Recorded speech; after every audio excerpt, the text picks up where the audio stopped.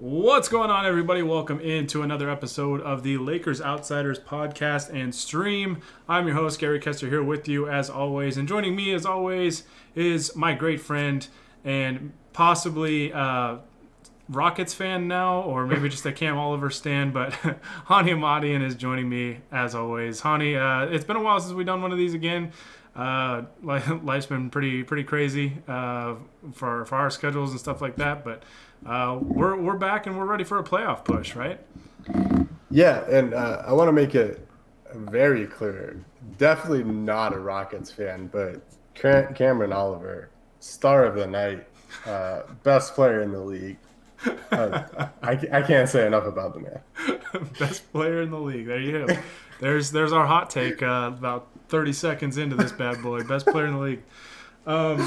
Gosh, man, the Rockets kind of played like the best team in the league. It felt like at times tonight. Some of the shots they were hitting was pretty crazy. But the Lakers do beat the Houston Rockets. Not a pretty one, but hey, it counts all the same. So the Lakers beat the Rockets 124 to 122. Wesley Matthews with a big defensive stand at the end.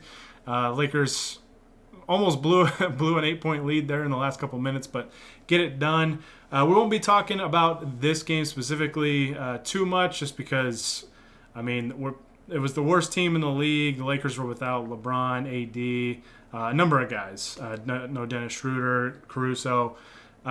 So number of guys, not a whole lot really to take away. We're going to talk more so about this win streak the Lakers are on the last 3 games, last handful of games, kind of some stuff that's jumped out to us, and looking ahead to the playoffs, the play-in game potentially, and things like that. This probably won't be an overly long podcast because it is pretty late. This was a late start time at 7:30 Pacific time. So that's what we're going to be talking about today. As always, guys, we're going to be doing these live. For me personally, done with school for the semester, so I'll be back and we'll be doing these. Trying to do them after every single game, especially in the playoffs. As the Lakers look to go back to back, we got to see the championship banner tonight. It was a thing of beauty, and hopefully the Lakers can add another one here in a few months. So, as always, guys, though, if you like the podcast, like the stream, and you want to watch live, you can follow us on Facebook, just facebook.com/Lakers Outsiders. You can like and follow us there. You can follow us and subscribe to us on Twitch, just twitch.tv/Lakers Outsiders. And you can subscribe to us on YouTube as well. Any of those 3 platforms, we'll be live there. You can comment, you can chime in. I got the comments always pulled up, and you can ask questions. We try to get to those at the end of the pod if we have time and stuff like that. Or if not, we'll save it for a little mailbag pod. And stuff like that. So you can follow Honi on Twitter at HONIAHM or at Cam Oliver Stan, correctly? Is that your burner now? Yeah, and then the other one is at Raptors Outsiders. Oh, that's true. You're busy. You're busy. And then you can follow me just at Gary Kester on Twitter, and you can also follow my Twitch, just twitch.tv/SwishGK. So, Honi, the Lakers have won 3 games in a row. So a couple of very impressive wins. I wouldn't file this one tonight as an impressive win, but did beat the Suns, did beat the New York Knicks, both pretty shorthanded in those games. Obviously, no LeBron James in those games, no Dennis Schroeder. Lakers have been pretty banged up, but they're finding ways to win games against some pretty good teams, excluding tonight, obviously. But how are we feeling? Like, what's the biggest takeaway these last handful of games that you've seen with the Lakers that kind of jumps out at you? I think by far the biggest takeaway has to be how Anthony Davis has looked recently. He obviously didn't play tonight with a little bit of an injury that he suffered against the Knicks. Sounds like it's not super serious, and he should be fine moving forward, but before that, against the Knicks, against the Suns, the Blazers, he's been putting together some really good performances. And you could argue that a couple of those games were the best he's had all year, even before his injury. To me, this Lakers team, as much as we kind of talked about their depth going into the season, and as much as their depth has helped keep them, in the playoff picture with LeBron and AD going down with extended injuries, at the end of the day, they're going as far as LeBron and Anthony Davis take them. And AD has definitely not looked like himself for much of this season, especially after he came back from the injury. definitely showed a lot of signs of rust, a lot of signs of just not being able to physically do the things that we really marvel at times. But over these last few games and during this winning streak and a couple games before that even,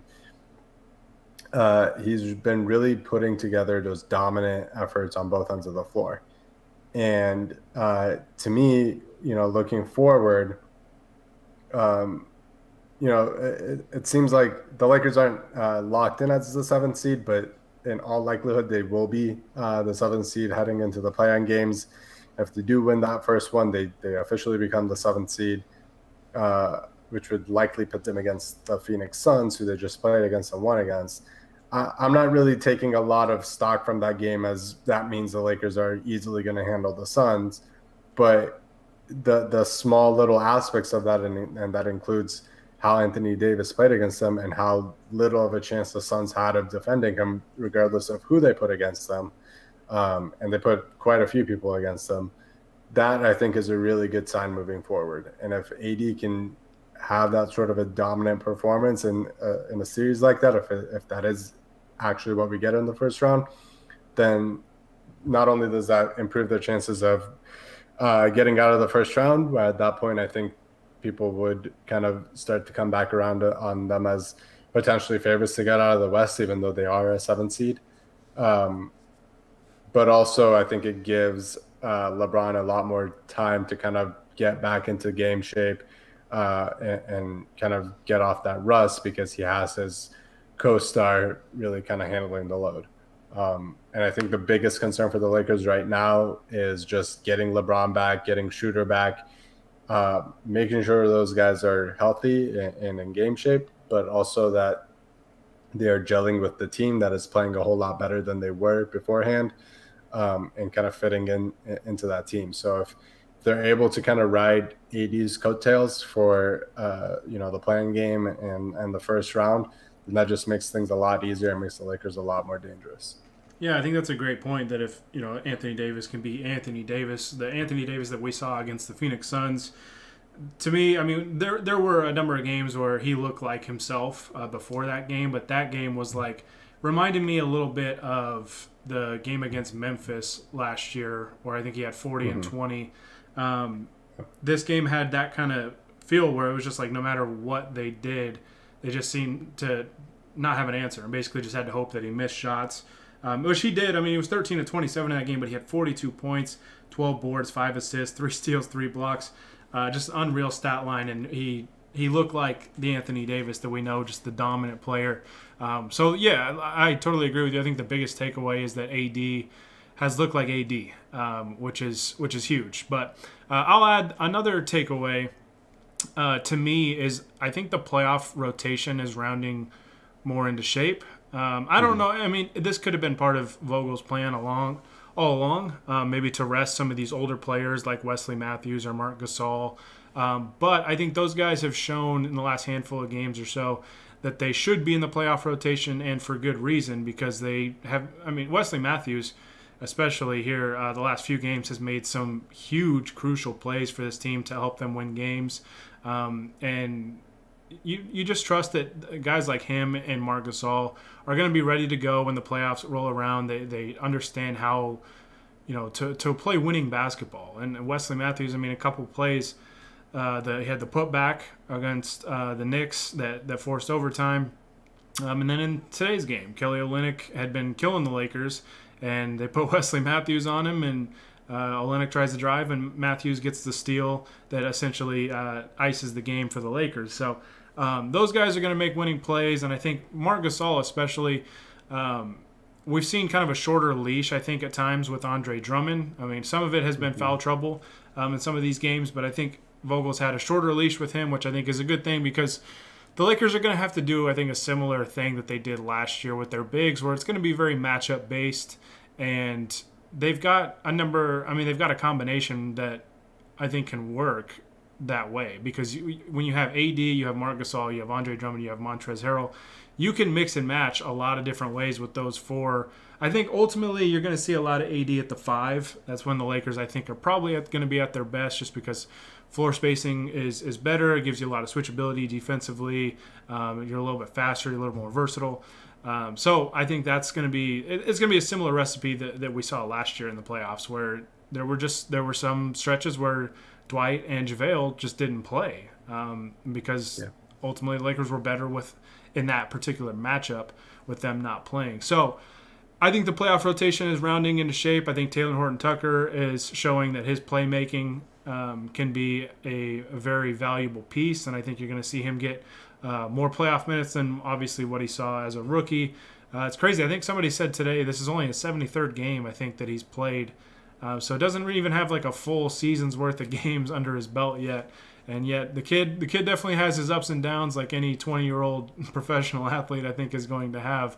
But man, he is having some very bright moments for this Lakers team, and he's growing up. He's growing up, and he's just continuing, I think, to get better and better. And progress is not linear, but ultimately he is on an upward trend. And I'm excited to see what his game looks like in the future, because right now it's looking like the Lakers have a pretty damn good player on their hands, and they're going to hopefully have him around for a while. So, but yeah, back to my main point. The playoff rotation, I think the Lakers are going to be very deep if they're healthy. They get Caruso back, they get Schroeder back, they get LeBron back. They're going to be very deep, and hopefully, let's say they get the Suns, for example, in the first round. I think that is a more ideal matchup than say the Clippers. Ideally, I think the Lakers, if they can get a series under their belt before they play the Clippers, that would be most ideal, because Yeah. it's going to take some time, right, for LeBron and for Dennis to work their way back. I mean, how concerned are we about those two really coming back into play and having to really pick it up right away? Because right off the get-go, I mean, assuming LeBron plays at Indy on Saturday, and we don't know when Schroeder is going to be back exactly. It could be Saturday, it could be in the playoffs, we don't know yet. How concerned are we that they're going to have to basically hit the ground running? I mean, to me, I think that is the one regret, or not the regret, the one concern that there has to be about the Lakers. I don't really care about home court advantage that much. I don't really care that they're playing tougher teams in the first round that much, because I think at their best they are better than any of those teams, and at their worst, they could lose to any Western Conference team.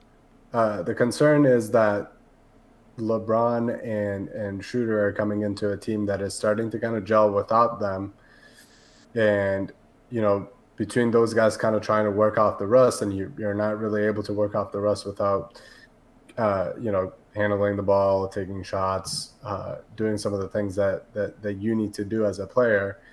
And are the Lakers going to be able to withstand some poor shooting nights if those guys don't have it going right away? Are they going to be able to play good enough defense around them if they're getting blown by because they're just not used to making the same rotations that the rest of the team is making? So yeah, I mean,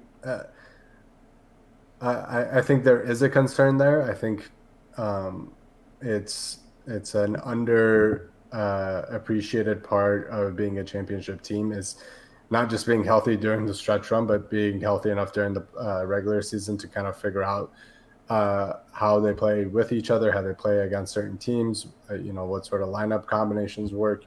And we've kind of beat the dead horse a lot when we've done these shows about that being probably the biggest reason why the Clippers kind of flamed out last year, is that they didn't have their guys playing a lot of games together last season.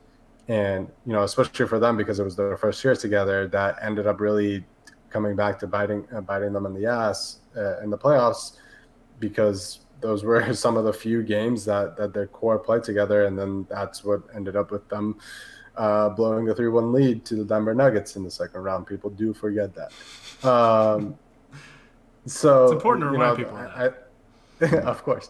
So yeah, I think there is a concern there, but ultimately, the thing with the Lakers is, one, their two main players, their stars, LeBron and Anthony Davis, have played together. They won a championship together.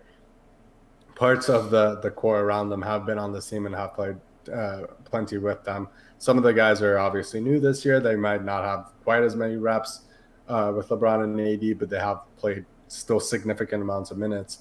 And the biggest, trump card of all of this is that one of these guys that is coming in to gel with the team is the LeBron effing James. And, every concern that you have about any NBA player at any point with LeBron, it's about half that at least, or at most, I guess I should say.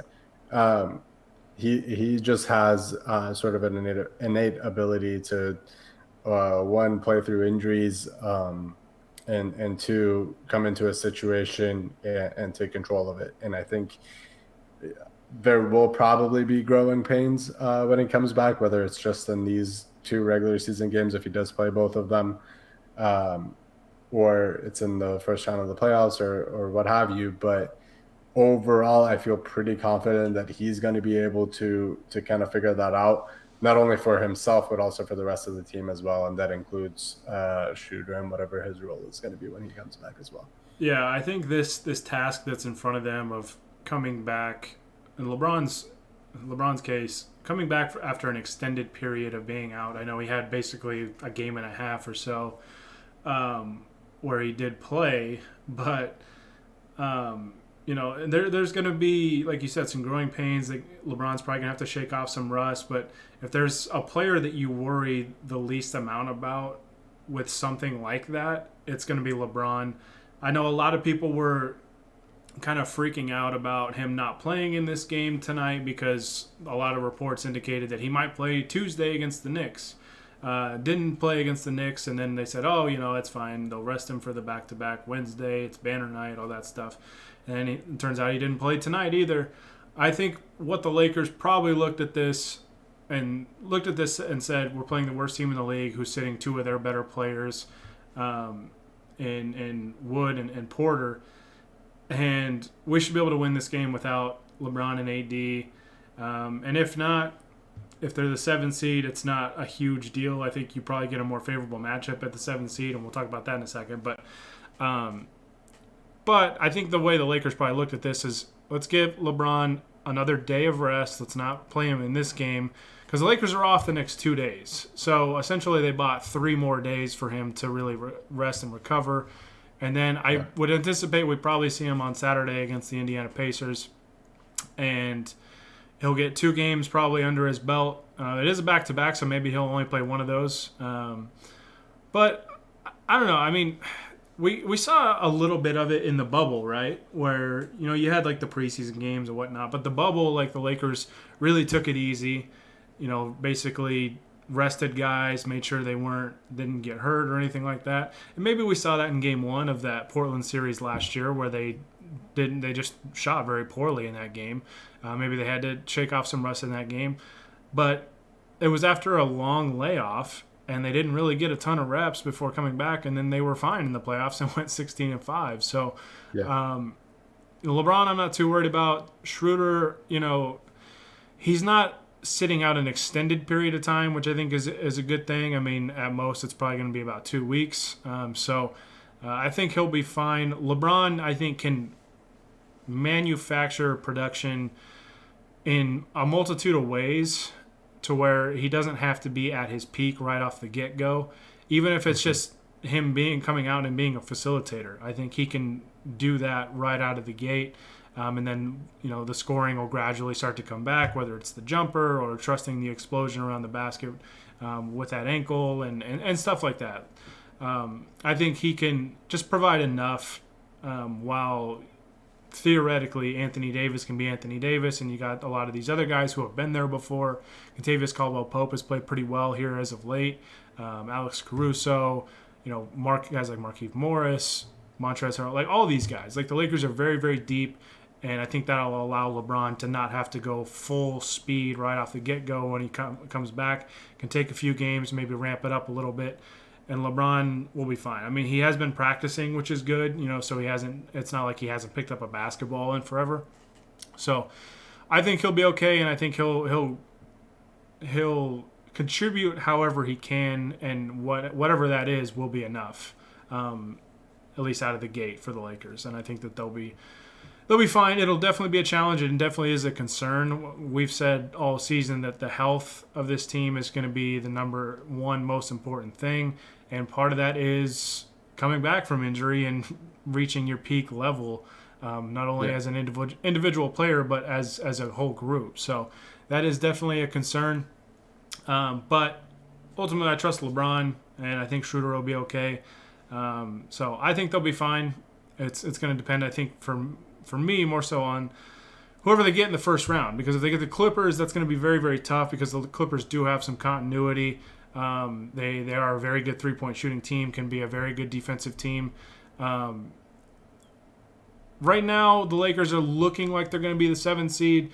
They kind of needed, if they had aspirations coming into tonight of possibly moving up to 5. Doesn't look like that's going to happen because they needed the Mavs to lose 2 of their last 3 games. The Mavs beat the Pelicans tonight. Up next, I think they get the Raptors, who are actively tanking these last few games, and and then the Timberwolves, which the Timberwolves, could beat them. The Timberwolves have been halfway decent when they have all their guys, but the Lakers need both of those losses for Dallas, and I don't anticipate they'll lose both of those games. Portland won tonight. I think the Lakers would need Portland now to lose both games. So I don't know. I'm pretty set on the Lakers being the 7th seed, which is fine, which means they would get the play-in game. And if they win that first play-in game, they would get the Phoenix Suns most likely as the 2 seed, which would throw it back to 2006, right, when the Lakers were the 7th seed and played the Suns and should have won that series, but Tim Thomas happened. So play-in game, though, by the way, for everybody, because I just learned about this the other day, because I don't know, I wasn't invested in the play-in game rules because I didn't think the Lakers would ever be there. But now that it's looking at reality, so basically how the play-in game works, for anybody that doesn't know, is the 7 and 8 seed will play each other. The winner of that game gets the 7th seed. The loser will play the winner of the 9 and 10 game. So, and then the winner of that game will get the 8th seed, and then the playoffs are on. So that's how that works. So basically, the Lakers, as long as they go in as the 7, which I think is pretty much locked up at this point, will have 2 chances to win 1 game to get into the playoffs, and then you'd probably get the Suns or the Jazz. So pretty confident that they'll get it done, but anything can happen this time of year. So how are you feeling about the potential playoff matchup with the Suns? Maybe the Lakers do get lucky and they move up to 6 and they get the Clippers, who are sitting at 3 right now. Is there a matchup you prefer? How are we feeling about not only the potential series matchup, but also a potential play-in game against Steph Curry and the Warriors, who are playing some pretty good basketball right now? Yeah. Starting with a play-in game, I would hope that the Lakers come out strong in that and just put the Warriors away. Golden State is playing better recently. Andrew Wiggins is sort of hot and cold, but he's recently been playing pretty well, putting up some big numbers. And then Steph is obviously Steph, and he could easily go for 60 points one night and just bury you, regardless of what you do. But I think the Lakers, because they've been sort of creative with how they guard these teams that have one really offensive hub, sort of like they did with the Blazers and Damian Lillard last year, or James Harden and the Rockets the next round. They're usually able to neutralize those types of teams pretty well, whether that's by getting the ball out of that guy's hands or whatever other strategy that Frank Vogel comes up with. I feel pretty confident about that game. I wouldn't say it's a guarantee that they win it because, like I said, Steph could just go crazy one night and that's the end of that. But I feel mostly confident about that. As far as the actual playoff series goes, I'm with you. I don't want to see the Clippers in the first round. I feel good about our chances against the Clippers if the Lakers are healthy and in a good rhythm. I just don't want to see them in the first round. One, I think the Clippers are a much better team than they were last year, both in terms of their talent and just the overall vibe of that team. Last year when they were going into the playoffs, yes, they were still considered one of the favorites to get out of the West, along with the Clippers or along with the Lakers and the greatest 8 seed of all time, the Blazers. Um, but uh, I think in terms of just the chemistry of that team, they seem like a much better fitting team, and they seem like they could be much better poised to make a run this year. So I would want the Lakers to be at full strength, both in terms of health and how they're playing and the rhythm that they're in and how they're meshing together, and the lineups and coaching decisions that are made that go into that. I want that to be the Lakers at their best when they play the Clippers, because I just don't want to take that chance. Hmm. Everybody else, it's a fun debate of wondering who out of the other three teams that they could possibly face, which are the Nuggets, the Jazz, and the Suns, who the best matchup would be. Overall, I think I'm pretty confident against any of them. I think the Nuggets, without Jamal Murray, I think they don't quite have enough weapons. Um, and I think the Lakers would be able to do a pretty good job against Jokic to just, make it difficult on the Nuggets. And they kind of showed that in that last game that they played against them. That's a series where Marc Gasol could come in really huge because of his one-on-one defense against Jokic. Having said that, that guy's the MVP this year.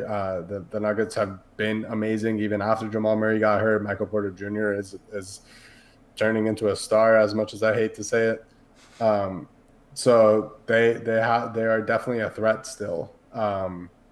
The Suns, I think, in terms of their size down low, they don't really have anybody that can guard AD, in my opinion. I don't think they really have a guy that can guard LeBron either, to make things difficult for him at all, even less so than the other teams. So I feel pretty confident about that.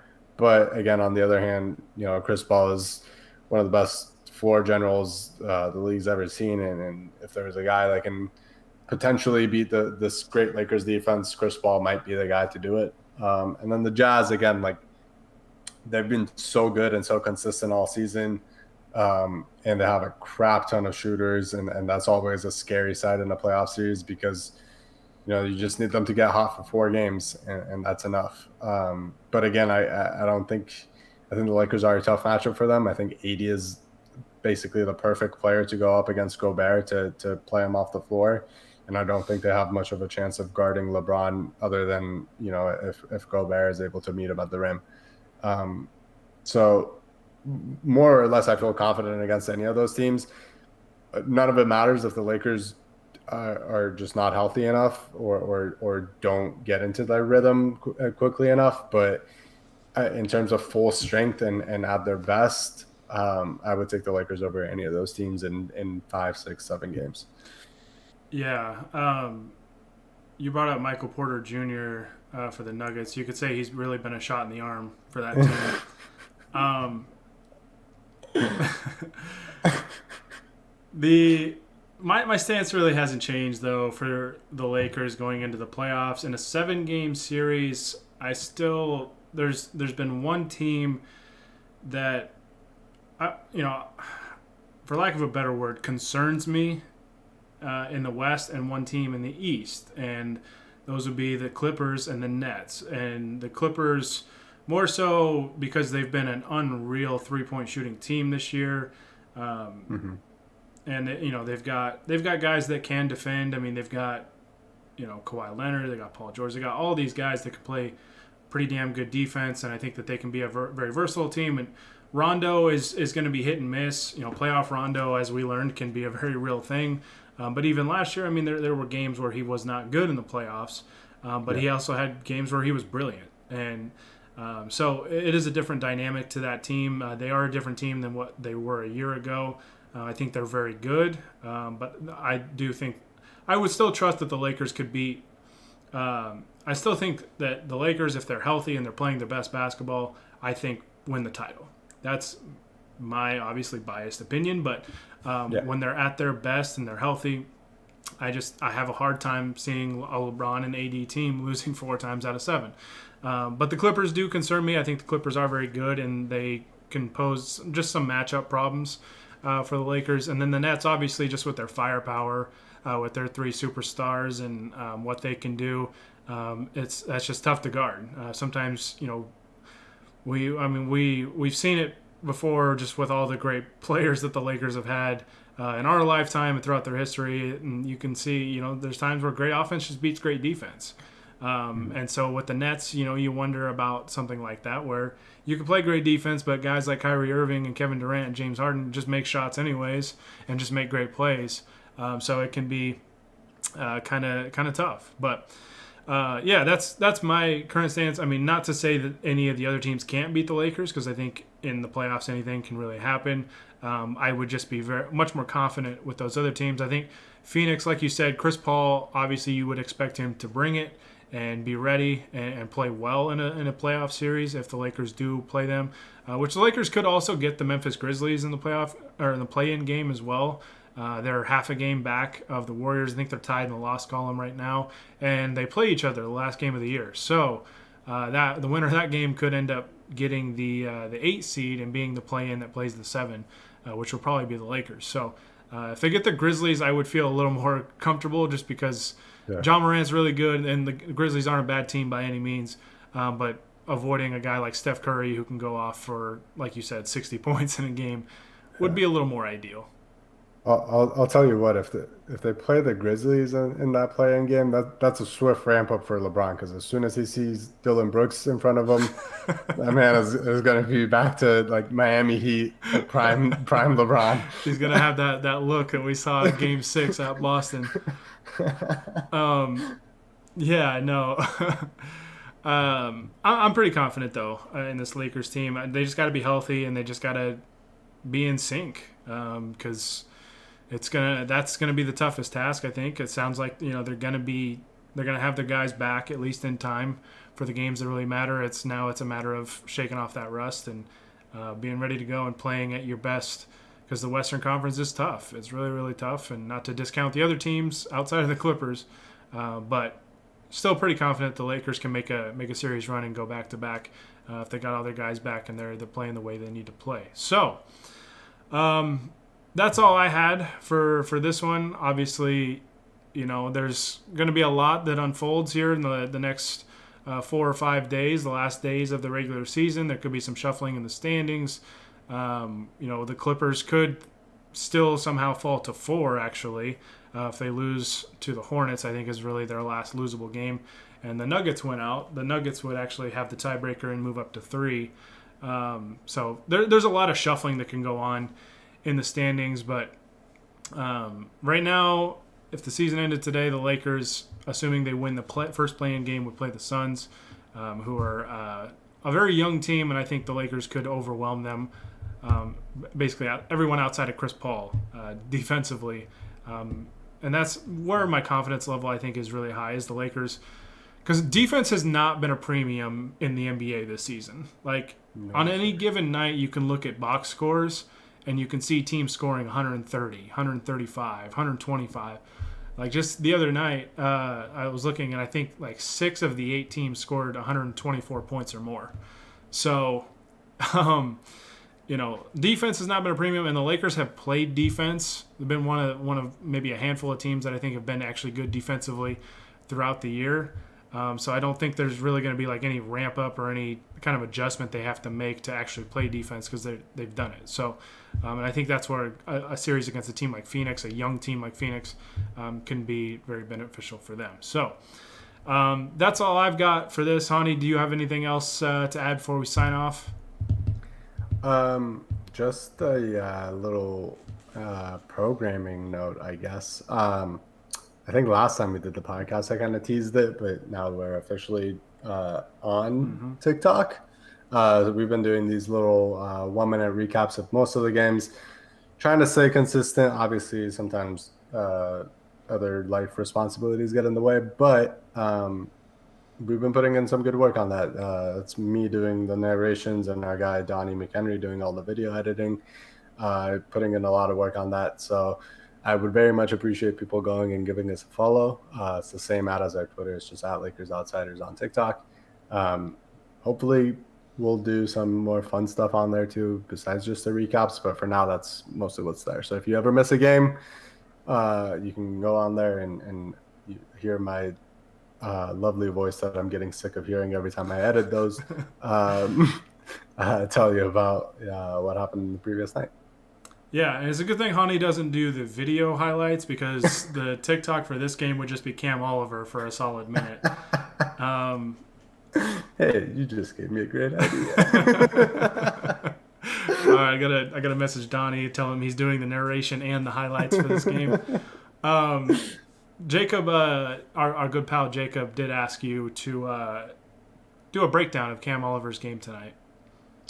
Listen, I've been okay. This is in all seriousness. I'm giving you 60 seconds for this. I obviously am a big stan for every Nevada basketball player because they are all my large adult children. For me, I always thought Cameron Oliver, out of this like batch of guys that came out of Nevada recently, was like the most talented, and that includes the Martin twins, who have had a pretty decent start to their careers in Charlotte. So I'm like super excited about him being back in the league. He kind of got unlucky the year he went undrafted. It was actually the Rockets, I believe, signed him in training camp, and then he broke his hand and never really got to play in the league. And then went to Australia and kicked ass there. So yeah, I'm really excited about him getting a chance. Dude can effing jump out of the gym at all times. Man, like around the rim, you do not want to be anywhere near him because he's going to dunk on you. And he had that monster like 180 dunk against the Lakers tonight. And he'll probably bounce off the guy too. Yeah. And I think his shooting is improving. I think in terms of his form, it looks a lot better than it did in college. He had like this weird pigeon-toed stance when he was playing at Nevada. It still worked most of the time, but didn't seem like it was going to translate in the league. But it looks a lot better now. I think he had 2 threes tonight. I think defense is really his main sort of question mark. He's going to block shots, but he's kind of in the mold of those like super athletic bigs, like even a JaVale for another Nevada guy, who's not always in great position. Sometimes can make up for it because they're crazy athletic and crazy long, but most of the time it leads to them not playing great defense. So I think he's got some work to do on that end of the floor, obviously. But I don't know, man. I'm really excited about him getting a chance. I hope he makes a good impression and gets to stick around next year and play a whole season and see what happens. We'll see. He was pretty damn good tonight. There was a number of Rockets that I was actually impressed with. I was like, damn, how does this team have the worst record in the league? But your sliders Brooks going off was giving me flashbacks to Aaron Brooks always going off against us back in the day. Yeah, your sliders automatically just go way up when you play the Lakers. So it is what it is. But we did get one question in the chat. Do we think that Rob should extend Vogel's contract this offseason? I would say yes. I think Frank Vogel's done a fantastic job as coach of the Lakers, and I hope he's around for quite some time, at least probably for the rest of LeBron's career. LeBron seems to like him, and he seems to have good control over the locker room, has made proper adjustments, and has had the Lakers consistently be a very good defensive team these first 2 seasons he's been head coach. So, yeah, I mean, there's a lot to nitpick about old Frankie V, but the man won a championship in his first season, routinely outcoached other guys, including some very respected coaches around the NBA. And this season, with all these injuries, especially to his 2 best players, Lakers are 8-10 this season without LeBron and AD playing. And their defense, I don't know if they're still number 1 in the league, but they're within that range at least. And they're probably not going to have anybody make all NBA defensive teams. So we can argue about whether they should or not. But the fact of it is that they've missed 2 of their biggest difference makers, still have an incredible defense regardless of that, even if they don't have guys that are necessarily jumping out of the page as great defenders. And yeah, I mean, obviously the seeding isn't great this year, but considering everything that this team went through,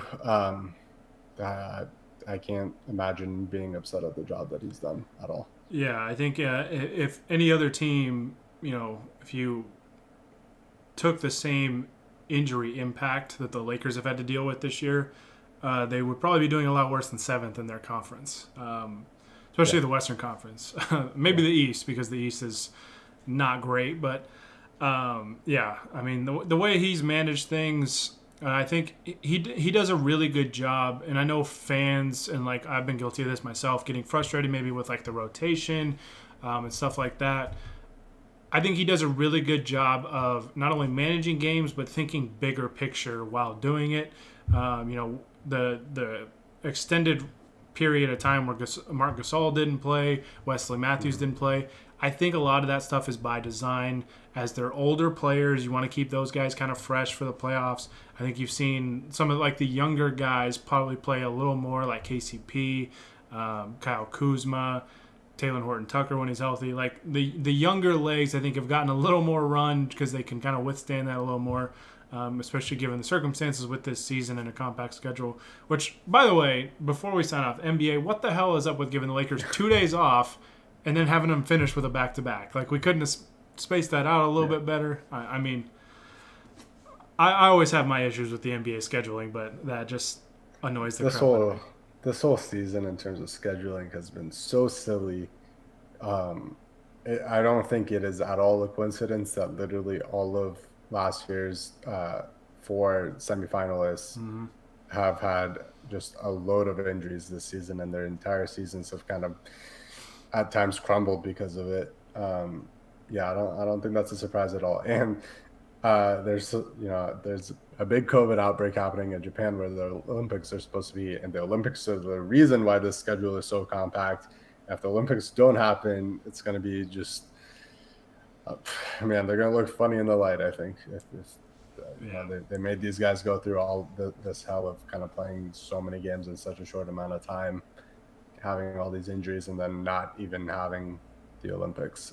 It's going to be insane. Yeah, let's hope just all these teams get through the rest of the season in the playoffs healthy, and everybody can get at least a somewhat full off season, and recover and hopefully get things a little more back to normal. So, all right, that is going to do it for us this time. It's good to be back. We'll be back on Saturday. I'm actually going to try and stream during that game Saturday.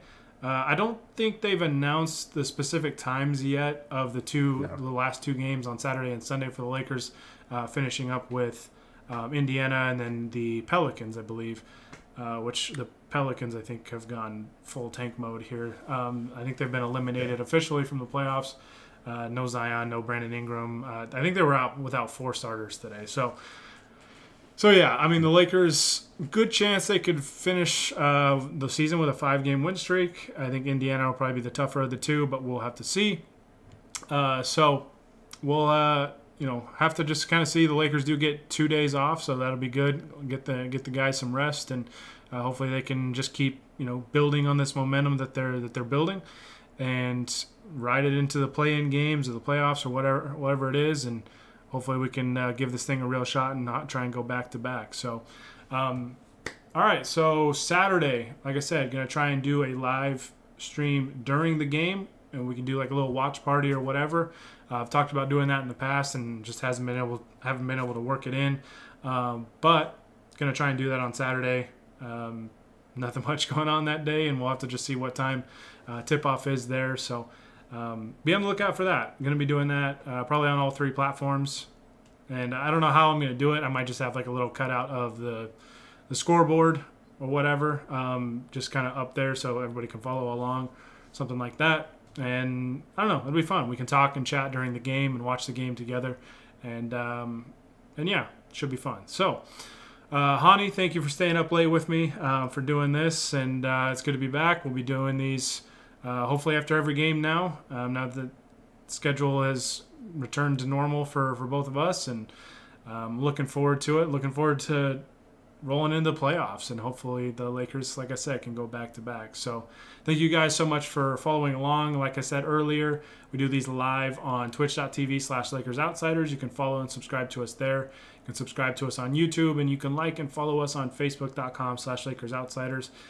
Go follow Honi on Twitter at HONIAHM, and follow me on Twitter at Gary Kester, or you can follow my personal Twitch account where I'm always talking sports or whatever. Bring me any questions you got. Just at twitch.tv/switchgk. All right. Have a good night, everybody. Be safe out there. Honi, see you this weekend. And until next time, guys, this is Gary Kester with Honi Ahmadian and the Lakers Outsiders, signing off. Shout out to Space Cam.